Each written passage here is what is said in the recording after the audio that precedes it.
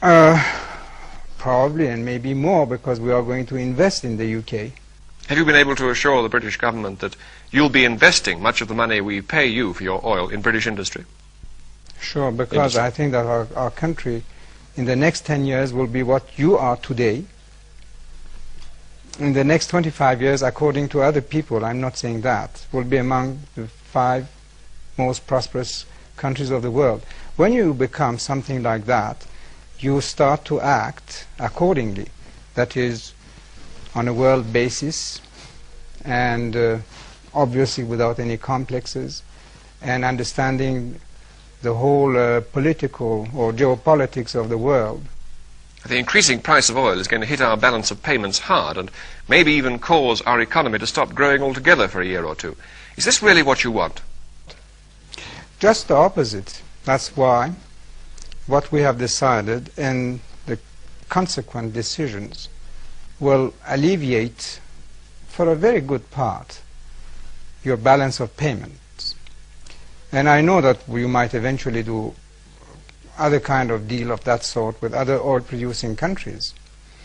But don't forget that in 3 years' time, you will be a big oil producer yourselves. You might be a member of our club. So the picture is not as bad as it seems to be. Maybe for 1 year, 2 years, you will have some difficulties. First of all, I'm sure that you will overcome it. I'm sure that you will get out of the present difficult situation. You British have this quality of rallying around the flag, the country, when really it starts to be a little dangerous. I'm sure that you will do it. But may I put it this way? Many people watching you tonight, watching you talking to us now, many people in Britain, some of them cold, some of them quite poor, will be asking themselves what it is that you and certainly some of your Arab counterparts, sheikhs and rulers and governments, have against them. Does it in any way serve your interests to make a British economy suffer? Why against? First of all, it's not British economy. If you want to say anything, it should be the world economy. And this is not against, we are just defending our chips. Because for such a long time, we have just been, well, exploited, I can't say that. And why don't you say that when the price of wheat was augmented by 300%, they had something against us? We had to buy it, or soybean, or steel products, or petrochemical products, which in some cases have augmented by 30 times. So did you have anything against us when you augmented those prices? Or what I buy from you, even weapons, the price that you are charging today is not what you were charging 2 months ago. It's increasing. Have you something against us? Have you anything in principle against the system in Britain and other Western countries? Not really against. But I must tell you my opinion. If you continue this way, a permissive, undisciplined society, you are going to blow up. And in matter of fact... How do you mean blow up? I'm not quite clear what you mean by that. Well, you will go bankrupt. You work not enough. You try to get too much money for the little work that you are putting up. And this cannot continue. It can continue for a few months, maybe 1 or 2 years, but not forever.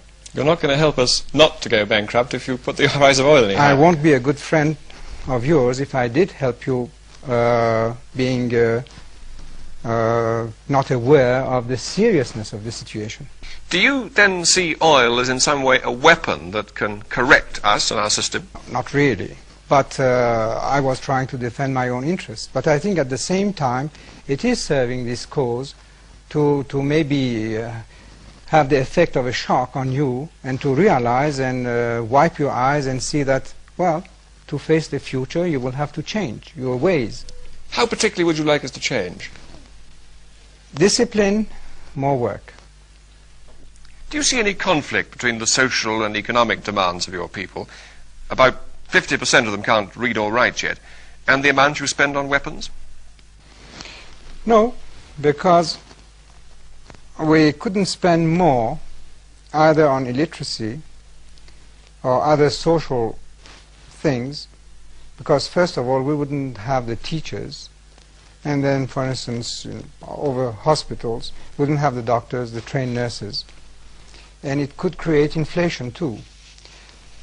Can I say that this year we are going to have a 40% national growth at constant prices, which is more than twice or almost 3 times the world record which was held by the Japanese?